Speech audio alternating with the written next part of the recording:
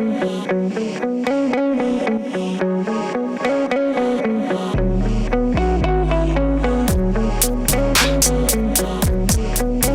going on, everybody? It's Ben from Grappling Insider. Today, I am super happy to be joined by elite black belt competitor, I would say one of the most liked personalities in jiu-jitsu, Andrew Wiltse. Mr. Andrew Wiltse, thanks for joining me today. How you doing?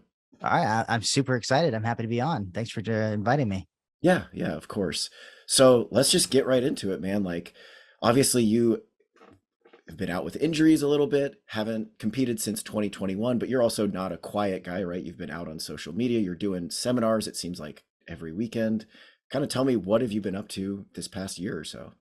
So this past year has actually been one of the roughest years that I've had my entire life.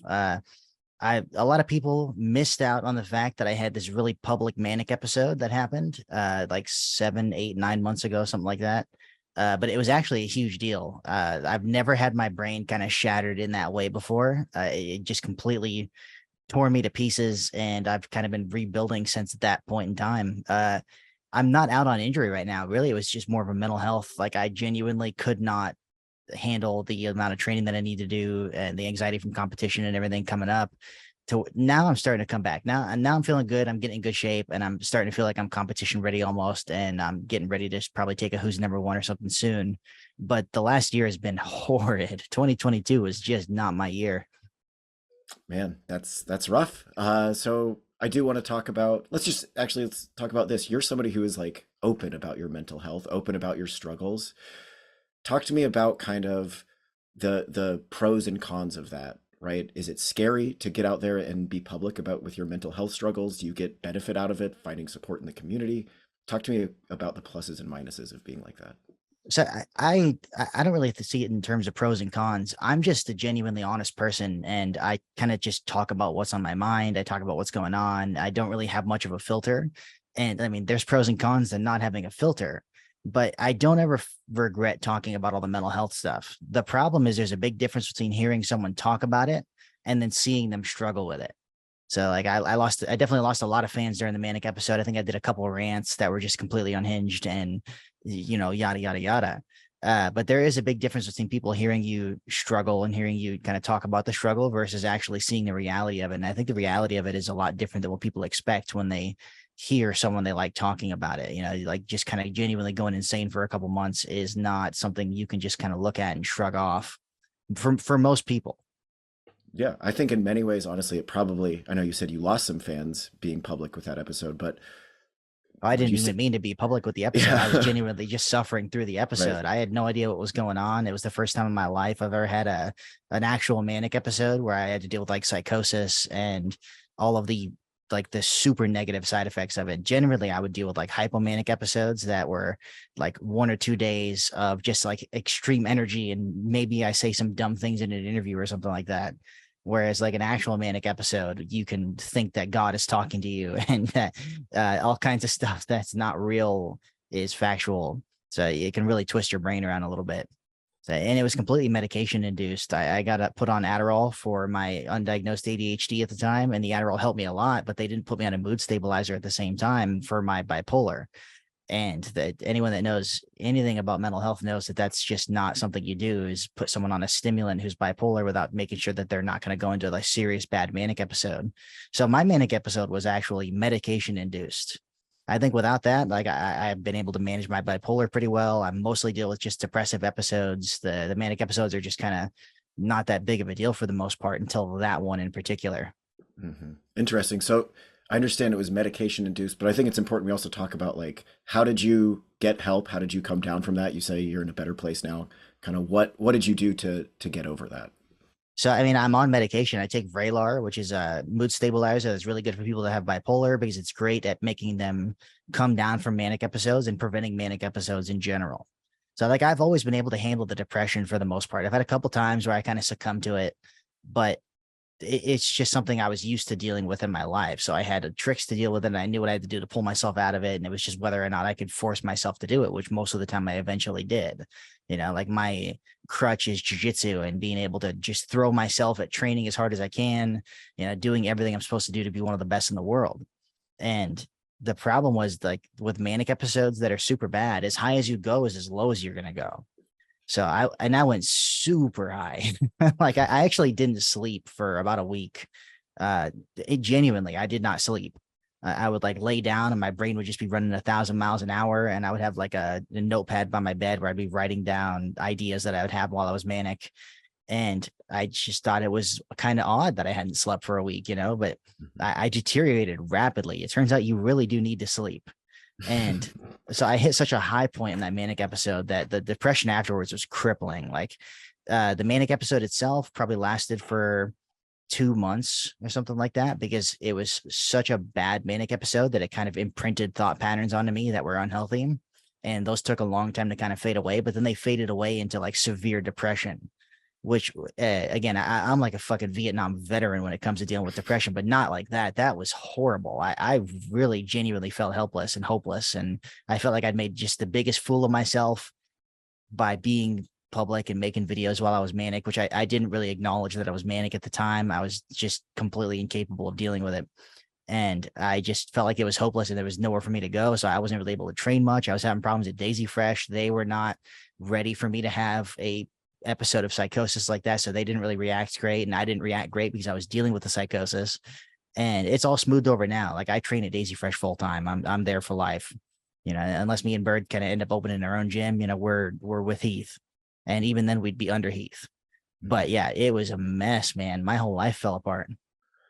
Well, for what it's worth, I know you're not doing it for any particular reason, but I think it's admirable how you've dealt with it, how you're dealing with it now, how you're being open and honest about like, yeah, I had a manic episode, but also maybe the part that I didn't broadcast was how depressed I felt afterward. So I think there's something worthwhile there. Yeah, when I get depressed, I just withdraw. I stop posting. You won't see me on social media. You won't see me make any memes or post any videos or anything like that. That's just how I kind of deal with depression, or that's how depression affects me in particular. I generally just kind of withdraw from the world and become this hermit. Like there was a point where I didn't leave my house for probably like 2 weeks, even to go to the gas station. I didn't see the sun. I was just like cooped up in my room, just being a depressive fuck, which is not my I'm generally like a pretty positive person. So it's such a radical shift in personality. Yeah, I mean, it hits everybody hard, I'm sure. And it's great to hear you say that you're back, that you're getting more into the swing of things. Kind of tell me, what is your current training schedule, week to week schedule? Kind of what is life like for you at the moment? So right now I'm going through a big kick where I'm trying to get myself to post a video every day or every other day on YouTube. We have a lot of people in our Patreon account, and they support us. They deserve for me to be making content regardless of whether I'm going through some kind of mental health crisis or not, just for the amount of support that they give us. So I'm really focusing on building up the YouTube channel a little bit. I'm getting in pretty good shape. I'm doing a lot of cardio and doing a lot of like lifting and physical conditioning stuff. And then I'm training every night at Daisy Fresh. I've missed a couple nights here and there because I still don't feel like I'm back at 100% mentally. It's a little harder for me to jump into the swing of things this time than it has been in the past after coming back from a mental health episode. But I still attribute that to just how bad the mental health episode was, because my ability to focus was severely hit for a long time, and it's just building itself back up at this point. So we're in a good spot. I'm just going to stay positive and keep getting in shape. And then whenever I'm ready, I'm going to reach out to Michael Sears or someone from Flow and just tell them, give me someone to beat the fuck out of. Someone you don't like. Let me just embarrass them in front of everybody. That's great. Well, I guess we'll know, based on your first opponent coming back, like how Flow feels about that guy, apparently. Yeah. I actually have so little influence at Flow. They're going to put me up against Gordon Ryan. He's just going to beat the shit out of me. I mean, I'd tune in for whatever. So I know you get asked this question all the time on social media. Like, what are your competition plans? I know you said you wanna take a who's number one match. Are you also thinking about like gi worlds, no gi worlds, ADCC? Kind of what are you targeting? So ADCC for sure. I was very close to being able to do the trials this last time that they went around. I just ended up hurting my back like a week and a half before the trials while Flow Grappling was in town. And it was just a huge travesty. I was doing a wrestling practice and I knew I needed to take the day off. And I just ended up pushing my lower back a little too much. I have a herniated disc in my lower back and it just ended up kind of slipping out. And it was just a huge ordeal. So I couldn't do the trials. I'd love to do the ADCC though. I don't think I'm going to get an invite. I have to earn my way, which is how I'd prefer to do it to begin with. Now, as far as like gi competition, I'm starting to lean away from it a little bit. Like I've won tons of stuff in the gi. I've competed in the gi and no gi my entire IBJJF career. I've been doing this for 10 years at least. I've lived in the gym.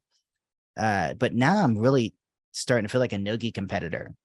You know, I may end up doing some stuff in the gi. I'm going to continue to train in the gi. I'm going to continue to advance my gi game. But as far as competition, I'm feeling more like a no gi guy. It's just funner for me. They can't stall as much. The athleticism, believe it or not, is less important. I think strength matters less no gi than it does in the gi. So you don't, the guys that are on steroids, I can handle those guys in the no gi. Whereas in the gi, someone like Kanyan might come down and just fucking grab me and I can't move physically. I'm fucked. So it's a radically different game. And I think the gi or no gi is still being figured out. I don't think anyone's got like the perfect style yet, or they don't have the right foundation for the perfect no gi game to begin with. And I feel like I've got a pretty strong one. So I think I can go pretty far in no gi. I think I can beat some guys up that people would be surprised I could handle. Yeah, definitely. I will say from just like a hobbyist perspective, I think there is a shift just overall, even amongst hobbyists, wanting to do more no-gi, having more fun doing no-gi for exactly the reasons you said. Like it's easier to move around. It feels quicker. It feels more fun. It does. And you can really benefit a lot from speed too. And I happen to be a semi-fast person. I drill a lot. It's one of the things I'm well known for is that I do 10,000 reps of basically everything, which it benefits your speed a lot. Mm-hmm. You don't pause, you don't hesitate. So I just get a huge advantage, no gi. Yeah, absolutely. So since just in the year or so that you've been away from competition, have you seen, if we're going to get like jujitsu nerdy a little bit, have you seen the meta game change at all, even in just that year that you've been away? Like, Yeah. what So are some trends? Yeah, go at ahead. first, people were just getting tapped out left and right with leg locks, and they just had no fucking idea what to do. So they were scared to guard pass. They just had no idea. And then everyone got good at defending leg locks for a little bit, but the guard passing meta itself hadn't really caught up. So they were struggling still, but they weren't really getting tapped out anymore. So you started getting these matches that were stall fests because you started seeing like anti jiu-jitsu where people would just sprawl on you and push you away, and you couldn't get underneath them. You couldn't wrestle up on them. So you just ended up having really boring matches. Now, I think that guard passing meta is going to catch up for no-gi. I think people are going to figure out styles that are super effective, and I think they're going to figure out tactics to pass no-gi that are consistent. That's the biggest thing we're missing is no-gi is inconsistent for guard passing because it's so easy to frame off of someone. Passing on the outside, you either fall into side control or you get absolutely nothing. So it's really kind of flipping a coin, as far as whether you're going to get that pass or not. So if you have an outside passing style, you're not likely to pass some of the best guys in the world at all. You just won't get the opportunity. You may fall down, but you won't actually secure the pass. You'll just get a lot of advantages if the competition is doing advantages. But I do think we're going to see people figure it out. I spend so much time and effort thinking, how can I pass everyone at Daisy Fresh and everyone in the world every single time? Because I'm unhappy if I don't pass you. Like if I don't pass you, I'm just irate with myself because I should be able to. And if I'm not, I need to figure out how. That's fair. You're obviously a knee cut guy. Is that kind of, in your opinion, the best way to pass a no-gi guard? No, knee cuts are something you bust out. It's just like you can just not have underhooks available. People can be really good at repummeling, and they can just be aware enough to not give you knee cut opportunities. So you have to have a B game that sets up your A game. If knee slices are your A game, you're gonna get a lot of free, easy passes everywhere you go. But you are going to run into people that just won't give you knee slices. They won't grab your ankle. They won't expose their elbow. They're just playing on their one side, and they're keeping a knee shield in the whole time. So then you have to know, how do I pass those people? And a lot of times what happens is you get a passing sequence that sets up your knee slice. You start pressuring them. Finally, you pressure the knee shield a little bit. They post on your shoulder. You pop it across, grab the underhook. Now I'm knee slicing you. But you have to commit to your B game in order to make them expose the A game material. So if you're not good at the B game, you don't get anything. Absolutely, that makes sense. Have you seen any development from the bottom game, like any guard play innovations, anything like that changing in the game? No, I think the bottom game's a little bit stuck in the meta still. You're either getting leg locked, you're getting a leg lock, or you're kind of struggling because people aren't comfortable wrestling in jiu-jitsu still. So even when they try to wrestle up on someone, if that guy's like a D1 wrestler, they won't. No one wants to wrestle up on Nicky Raw and just get thrown into the mat, right? But you have to work on that kind of stuff because that's just such a big opportunity. You can't throw that whole half of the game away. Wrestling up nogi is one of the most consistent ways of actually getting a sweep because we just don't have that many grip opportunities. We don't have that many sweep opportunities that are high percentage nogi. So you have to work on your wrestling to the point where you can take even someone like Nikki Rod down, which is a fucking ordeal. Yeah. You could have the best wrestling position available, period, on him, or you might not get him down still. And that's a problem. That's something you have to fix in your game. You have to be that confident in your wrestling in the same way you're that confident in your jiu-jitsu, but BJJ people don't want to put that much time into it yet. So they're missing out. I think it's effective. I think it's something to work on. Yeah, that makes sense. You're somebody, I get the sense that you are just straight up obsessed with jujitsu, so it's not I'm a like little autistic. Yeah. you would be doing this no matter what, but you also like you do a ton of seminars, you put out a ton of content, you put out multiple instructionals. Does teaching help your game at all, or is it really just like you're going to be freaking thinking about it no matter what and analyzing it no matter what? So there's a lot of skill sets that go into being a good instructor, knowing how to translate information in a way that really resonates with people. I always have people telling me that I'm really logical and really rational, and that translates to their brain when I'm breaking down a sequence, because I'm trying to give you my thought process on how I can approach the entire move set in general, not just kind of how to do the move in the best case scenario. Now, you have to understand your own game to a very, very high level degree, though, in order to be like a top tier instructor. You've got to know like exactly where you want your hand to go, or whether or not that's even relevant and matters. Like if your hand can go in a general vicinity, you have to know that. And a lot of people don't bother breaking their own game down to that like hyper refined level of detail. They just kind of like they're really intuitive in how they roll, but that translates to a bad instructor, someone who can't really make you as good as they are. Hey everyone, just dropping in real quick to say that if you like this video and you'd like to see us produce more content like this, please hit like below and also subscribe to our YouTube channel. Also, check out grapplinginsider.com for your daily jiu-jitsu and submission grappling news, exclusive interviews just like this one, technical analysis, opinion pieces, and so much more about submission grappling. Finally, our main goal here is to grow the support of submission grappling and jiu-jitsu, so please do your part by supporting the athletes. Go to their seminars, buy their instructionals, follow them on social media, and if you like the interview that you are watching right now, please feel free to reach out to that athlete. Let them know you are a fan. Together, we can make jiu-jitsu huge. Thanks. Now, it does benefit your game a lot. I've talked about this in a lot of different places. The more detail you have for your own moves and move sets, the more confidence you're going to be able to bring behind those move sets. You'll be able to do them faster and smoother because you really understand them and you're genuinely confident you can pull them off. Your hand's supposed to go there, so there's nothing stopping you from just putting your hand there. There's no thought process essentially going into it because you've solved the problem ahead of time. Absolutely. That makes a ton of sense. And I just kind of piggybacking, I feel like the best instructors are the ones that you ask a question and they know the difference between, well, this doesn't really matter. You can do it this way or this way. And they know the difference between that and you have to do it this way. Otherwise, it's not going to work.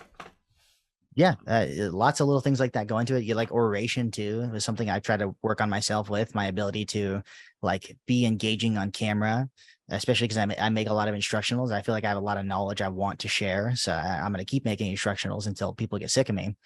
But you've got to be able to like look at the camera and stay engaged. You've got to be aware of your body language a little bit. And I think people don't care so much in jiu-jitsu still. Like I would love to see the instructional scene move away from just a guy in front of the camera a mile off talking towards the microphone and towards more engagement that like you'd see on like a science YouTube channel that's got 2 million subscribers. That's what I'd like to see it get to. Just something that's going to push the sport forward because more people are able to kind of digest that knowledge. And then how do you learn best? How do you develop new techniques? How do you learn? So I have a really good ability to watch you do a move and then completely steal that move. So like I'm just always been the kind of guy that where I can see you do it once and then I can perfectly recreate it with my own movements. So I've just got I don't remember what it's called for like physical memory, but it's really like refined on me. And I think that's one of my BJJ superpowers is I've always been able to just watch live matches and break down exactly what you're doing and then watch all of your matches to see the places where you're doing it in different setups. And you kind of get a taste for what you had to bust out in the moment versus what you generally are trying to do to set it up every single time. And then watching live matches is a lot of benefit too, because you really see what they have to do when they're getting pushed. What happens when your perfect technique in your head doesn't work because they throw a knee shield in, or you're starting to lose the underhook or something like that? What do you actually have to do to finish it? Because that's how you should be teaching it. And a lot of people, like, I don't trust other people in jiu-jitsu to really teach correctly. So I try to avoid getting too much direct knowledge from instructionals and stuff like that. But I do reference that for conceptual stuff, stuff that you wouldn't necessarily be able to pick out in an instructional or on a watching a live match. Sorry. I'm curious, do you watch, are there any particular instructors that you do watch and like get stuff out of? Yeah, I mean, I watch a lot of Gordon stuff. I don't so much watch Danaher's stuff. I'd rather watch the competitor who actually is doing the moves than the person who initially taught the moves myself, because they're going to have more refined details if they're aware enough to actually show those details. Mhm. But it's not that you can't learn a lot from just pure instructors. They can really, they spend probably a lot more time thinking about the esoteric stuff of jiu-jitsu, like the conceptual stuff, whereas the competitor himself might not. He might just think, put your hand here. But yeah, Gordon stuff's really good. I've dabbled in pretty much everyone's stuff, because I had a point where I was able to kind of download people's instructionals for free. So I was like, you know what, fuck it, I'm grabbing everyone's shit, and I'm just gonna learn as much as I can, so that way when I go to teach, I have all of the best material possible. Instead of just teaching you my way of doing it, I'm teaching you the best way of doing it, because I've actually gone and watched everyone else's stuff. Yeah, that makes sense. Were you always like, did you always kind of, what am I trying to say? Was the traditional class instruction, was that always kind of not super helpful to you? Like circle around, we're going to see the move 3, 4 times, clap, and then go? When I was new, that was really helpful, Okay. because everything was new to me, and I was kind of like a sponge absorbing information from Heath. He'd show me something, and I would just be like, mind blown. This is fucking incredible, and I would obsess over it. And the biggest difference between me and I think the average person in jiu-jitsu is that I spend the time getting good at something before I move on to the next thing. It's not enough for me to be average at it. I have to be really, really fucking confident at it. I want to be able to be the best in the world at every single technique that I do, not just my A game. So it takes me a month where I'm doing 2, 3, 4 moves every day, every round. I'm just on repeat fucking people up with like X guard if I'm in an X guard phase, or butterfly guard if I'm in a butterfly guard phase. And by the end of that, I have a lot of tricks to set it up, and I have a lot of knowledge that I can then apply to my live matches, or I can teach. That's awesome. And I will say, I think one of my favorite brand of like Andrew Wiltse videos is the old, just seeing you, like you said, maybe you're doing Kiss of the Dragon to like 30 people at Daisy Fresh just all night long. So it is fun to like hear you talk about it, because I would say for some reason I get some weird satisfaction out of seeing you just go hammer time on your teammates sometimes. I've got that Marcelo Garcia style that people really find like aesthetically pleasing to watch. I think my timing is really good, and I have like a general game that people could copy because it's not flashy. The problem is I can't really record rolls at Daisy Fresh anymore, because they have this new building and they're a little more strict about what they want going on social media. I have to travel now to get my rolling videos in, but that's okay. It just is what it is. Yeah, that's fair. So what's the vibe like at, a new facility, obviously like a different vibe aesthetically from the old Daisy Fresh. What's the vibe like at the new gym? I think it's a good vibe, man. We've got like a sauna. We got a weight room now. We have more mat space upstairs than we had at the original Daisy Fresh building. And, we've got double the mat space downstairs. We've got visitors from all over the world there all the time. Like half the time I walk in there's like 6 people I just genuinely don't recognize, because they're from out of town. They're from Australia. They're from Japan. They're from somewhere like that. And it's so much fun because I get to roll with such a variety of different people. The mats themselves, I almost miss the old mats sometimes. I think these ones are a little slipperier when they get slippery, but they start out drier. They're like Dolomer mats or something like that. And it's just preference. I like wrestling mats myself. I love the Daisy Fresh mats. I just hated that the building was so small that the moisture condensed on them as quickly as they did. So I'll always be a fan of wrestling mats. But no, the new Daisy Fresh mats are very nice. Except for the white part where the Flow Grappling logo is. That shit's slippery as fuck. Okay, that's good to know. All right, so you're like you said at the top of this interview, you're a pretty outspoken guy. You like sharing your opinions. So I'm curious, what do you think jiu-jitsu or professional grappling is kind of doing right? And then what are we doing wrong as either like a sport or a culture that you think we could improve upon? Okay, so I have opinions on how far jiu-jitsu as a sport is ever going to go.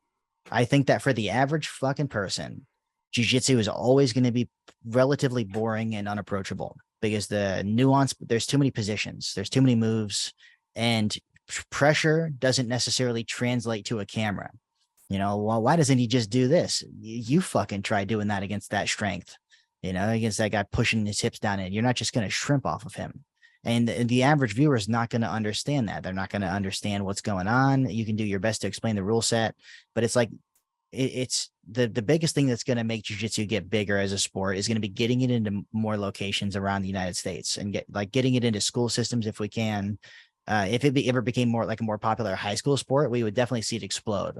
Jiu-jitsu is growing rapidly, and it's doing a great job of kind of advancing itself forward. But the kind of exponential mainstream growth that people are expecting is not quite there yet. We're not there, and our rule sets still need a lot of tweaking. We can't have 30-minute matches where no one does anything because they're scared of getting tired for 30 minutes. I'm going to tell you the truth. If I have a 30-minute match, the first 10 minutes, I'm thinking about the fact that it's a 30-minute match. You're going to see me like pass up on opportunities to go for offense, because if you get exhausted in the first 30 seconds with no points, you have another 29 minutes to go. What are you supposed to do?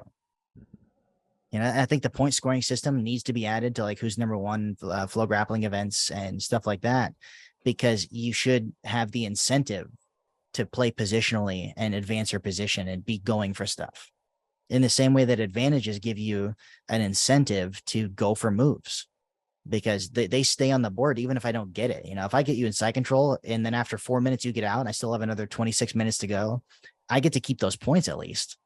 So it made sense for me to actually get you in side control, even though I was pretty confident I couldn't tap you from side control because you're just a slippery, fucking roided up piece of shit, or whatever's going on. You're greasy. What's the big thing? They're greasing now. Greasy is a topic right good now, luck tapping them from side control, motherfucker, when they're greased. And your rule set's got to be put together in terms of incentives, and that's it. What does this incentivize the person to do in a match? And that's how you're going to actually push the sport forward. And then having commentators that are good at explaining the rule sets and explaining what's going on, that's obviously huge. And the more you can kind of add like engagement and visual effects, I always think of like professional football cast and how exciting they can make that. Even if you're not a football fan, they can make you understand what's going on, and they can draw on the screen and they can point stuff out. They can just do so much, and there's no reason jiu-jitsu can't do that. So jiu-jitsu is still going to steal from a lot of different sports and push itself forward in a media way in that particular direction. Awesome. So I guess that kind of leads me into the next question is like, if there were the Andrew Wiltse championships, if you had a grappling promotion, what would be your rule set? What do you think is the most entertaining style of Okay, match to watch? I would make you take a negative 1 point penalty, or your opponent gets 1 point for guard pulling. Okay, and I've thought about this a lot. If you have advantages in the rule set, I think pulling guard should automatically award your opponent with an advantage, because you see stuff like the IBJJF where you have to double guard pull and come up to get the advantage. So now it makes more sense for me to double guard pull than to try to take you down. I can guarantee double guard pull with you and come on top. I can't guarantee touch your ankle and take you down while you're trying to guard pull. So you see what I mean? So the incentive there is for me to do a double guard pull, come on top, take my advantage. It should just be automatic. If you're the person who, because the guy that pulls guard is the guy who's choosing where the match is supposed to go. The onus is on you. You chose to pull guard. You got to your favored position. What are you going to do with it? Then if you do nothing with it, then you should be punished. You should be penalized. And the penalty should be at either an advantage for your opponent or should be 1 point for your opponent. Now I can see, I can argue that 1 point is too much because it means you have to sweep the guy in order to win. Okay, so I lean towards advantages in places that do advantages, but in something like a who's number one, if you got a 15-minute match, yeah, just give them a point. If I can't sweep you in 15 minutes, I'm fucking awful, or you're just better than me, or I really need to reapproach how I approach jiu-jitsu. I may be taking for granted that you're letting me get certain grips that the guy that I can't sweep isn't letting me get. I would definitely add positional points, passing the guard. I wouldn't even add passing the guard points, though. I would add side control points. I think it's stupid that I can throw you to side control and get 2 points, whereas I can throw you to land in front of you and instantly pass your guard and get 5 points. That's just dumb.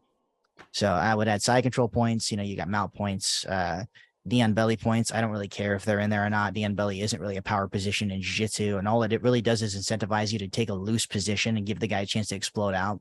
So I can see taking knee on belly points out completely. But yeah, those are quick rule set changes I would make. And I would make that for the first minute of the match where you couldn't pull guard. If I'm a wrestler and I can't take you down in a minute, if you don't wrestle, then again, I had my opportunity to showcase my skill set against your defense. And if I couldn't get past it, then I'm just not good enough to deserve the points. So 1 minute, no guard pulling unless you're willing to concede a pointer advantage. I think that would do a lot to change the sport. Yeah, I mean, I think it's interesting. I think we typically hear like submission only, and assume, oh, this is the most exciting style of grappling. Submission only is so boring. You're bringing up a great point that you have to incentivize positional advancement, and points do exactly that. Yeah, I hate submission only. Like I absolutely loathe doing a sub only match. I like my points, man. I'm positional. I'm good at passing everyone's guard. Give me my fucking side control points. Awesome. I mean, I don't blame you. So you mentioned the greasing. Let's talk about that a little bit. I think we're talking about it because initially Gordon Ryan had accused Nicky Rod of greasing, and then Felipe Pena did that as well. Is that something you've ever run into, or do you have any thoughts on kind of? I've gone against Brazilian guys that I was like, this guy is particularly slippery today. Okay. But, those are mostly like IBJJF tournaments where they have to wear at least a rash guard, and it ends up being not as big of a deal. And if you can go shirtless and be that fucking guy, I hate people that go shirtless in matches like that because they know they're relying on like sheer explosive athleticism to just rip out of techniques, because being shirtless does not give you a benefit for launching your own attacks. They know they're using it for the defensive bonus.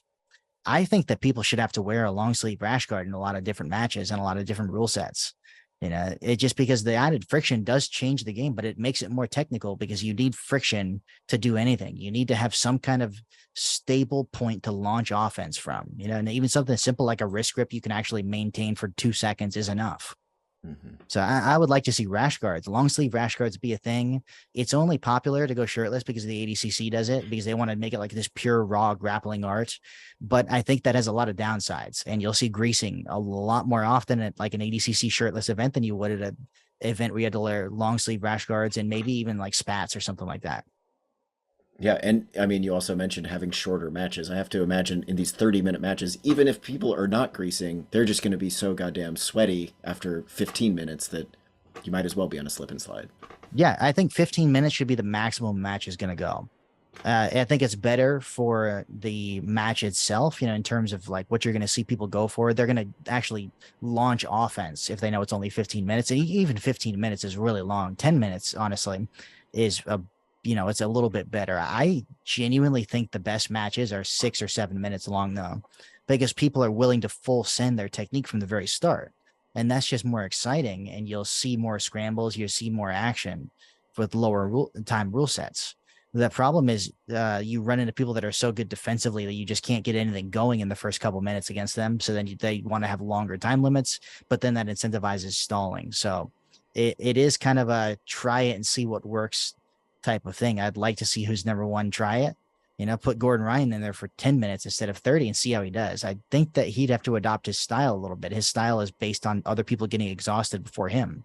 And then you get to see where his actual technique is, though, because you want to see people's technique fresh versus fresh, not stalled for 10 minutes, then finally decided to put the pressure on a little bit by leaning. It's just not the same. Yeah, I tend to agree as a fan. Another thing I want to touch on is like a kind of a hot topic in jiu-jitsu right now is steroids, PED usage. Oh my God. What are there is kind of two camps, oddly enough, in jiu-jitsu. There is one camp that says, well, hey, it's not illegal, so there is absolutely nothing wrong with doing this. And then there's obviously another camp that says it's wrong for a whole host of reasons. Kind of where do you stand? I would like to see extremely invasive steroid testing in jiu-jitsu. I mean, I want them to be able to come to your fucking house and test you randomly. That would be great. That would make me extremely happy. And I think it's doable. I think you just have to get the IBJJF, Flow Grappling, and Fuji, and maybe a couple other big money companies to all put into a potluck, essentially, of, we're going to start this organization and you have to agree to be steroid tested to compete under us at black belt or brown belt. I'd like to see the lower belts, but realistically, it's going to cost a lot of money. So at least at black belt, have everybody tested at black belt. We could do that. We genuinely could do that. And like Flo could lead the charge on that. I don't think they're going to, though. I think that more for the excitement, and their business model is, they report and they don't interfere and all that. But it would be something I would dearly love to see. What I don't want is to have athletes at lower belts, the kids that are coming up doing jiu-jitsu now, feel like they're supposed to do it. I don't want them to feel pressured to do it because they assume everyone else is doing it, which is what we have right now. If you ask anybody on any forum, what percentage of people are doing steroids at the highest level, they're going to be like everybody. So then if you're a fucking purple belt and you just won the worlds at purple belt, and you want to keep winning, you're probably incentivized to just juice up. Like I've gone against people in my career that were so blatantly and obviously juicing, their head got bigger every single tournament I saw them because they were on HGH. And that sucks as a person who doesn't want to do steroids. That you just have to know that they're doing it to a certainty, as certain as you can be without them actually admitting it, and then you have to go against that guy in the next tournament. You're like, well, do I do it or not? That shouldn't even be in the equation. We should remove that from the equation completely. So maybe a kind of a hard question to answer, but like, how would the sport change? How would jiu-jitsu change if we did somehow eliminate PED usage? I think it would change less than people think. Gordon Ryan would suffer a little bit. People that rely on being insanely strong to do their matches and win their matches would suffer a little bit. You'd have people that took more care of their training and took more care of their body start to do better. Someone like Mikey, who drills all the time, but he drills it in a pace that protects him.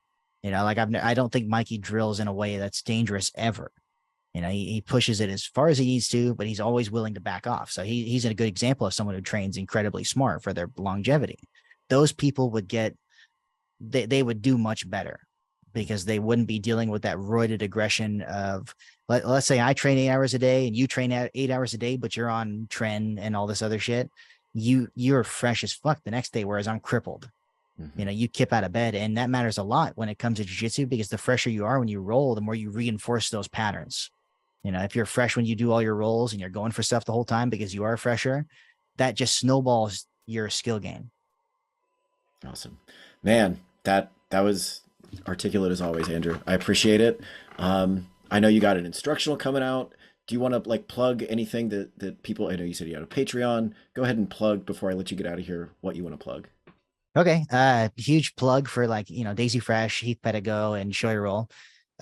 We do have a Patreon account. It's Wiltse Brothers BJJ. That's me and my little brother's personal account. We use that to, do our YouTube videos, stay alive. We get riddle dog toys and treats and stuff like that.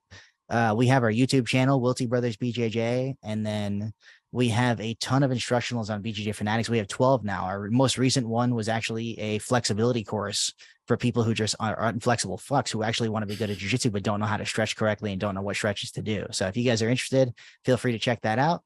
Otherwise, just, you honor me by eating Panda Express. You guys heard it. Riddle needs some treats and toys, so support Andrew. He's so spoiled. He really doesn't. He's so spoiled. There's no such thing as a too spoiled dog, as I think my 2 dogs are right behind me right now. All right, man. Thanks so much again for your time. It was great chatting with you. Yeah, dude. Thanks for bringing me on. I had a blast.